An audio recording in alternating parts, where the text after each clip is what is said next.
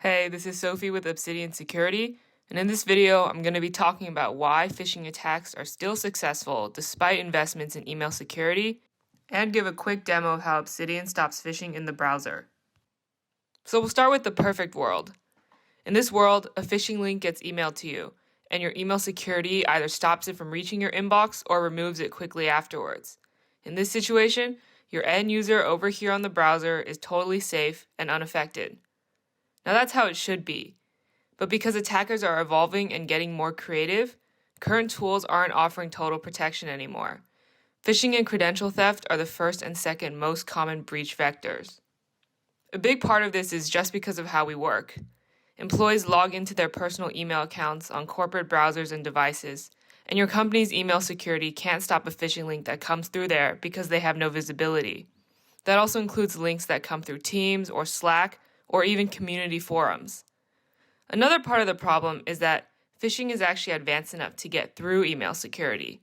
For example, Cloudflare automatically blocks detection from tools like Proofpoint, so attackers commonly host phishing there.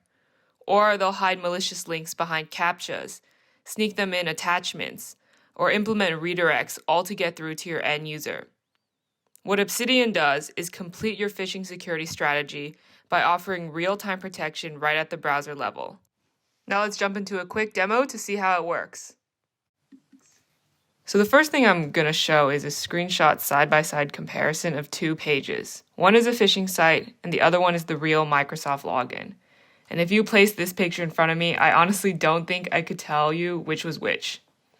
That's how advanced phishing has gotten. It can get around or go through email security, and it's also sophisticated enough to trick human users. I'm actually going to use the Obsidian browser extension for this, so we can immediately figure out if a link is malicious and block the session before any damage is done. So let's jump into the browser. As you can see, I've got my Obsidian browser extension installed and configured here. And whether your security teams and admins are just testing or about to start enterprise-wide deployment, installing the browser extension is a super quick and lightweight process. There's no agent, no tuning, no impact on performance. So let's load up our phishing site. Alright, and just like that, the site's been flagged as phishing. So this page wasn't Microsoft, it was an attacker using an AITM proxy. Like you just saw, Obsidian stops the attack in real time by analyzing the visual and structural components of the page rather than checking against known bad URLs. So you can proactively protect users by showing warnings like the one that just popped up, or by just blocking the phishing page completely. Now let's jump into the Obsidian console to get more details. So we'll start over here in the alerts triage section under threat. And if we scroll down a bit, we'll see the alert, and we can investigate it to learn more. So on this page, you'll get a ton of details and context like geolocation, date and time. You'll also get remediation steps. So even if your employee continued past the warning and submitted credentials, we'll still catch it and let you know how to stop it. Scrolling down, you'll see some more activity, as well as a screenshot of the phishing page near the bottom. And because Obsidian takes an identity-centric approach to SaaS security, for each user, we can get a quick and comprehensive view into all their activity and alerts to drive investigation. We can see here that actually I've been clicking on quite a few phishing links. Now for phishing, your teams will spend most of their time in this triage section, but you can also dive into Catalog to learn about what threats Obsidian is looking for.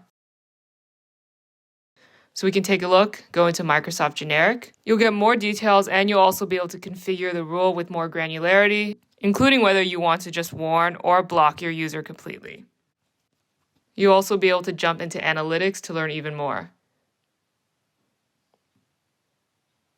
Now this includes potentially figuring out which threats your organization is seeing the most of, as well as how your security team is remediating.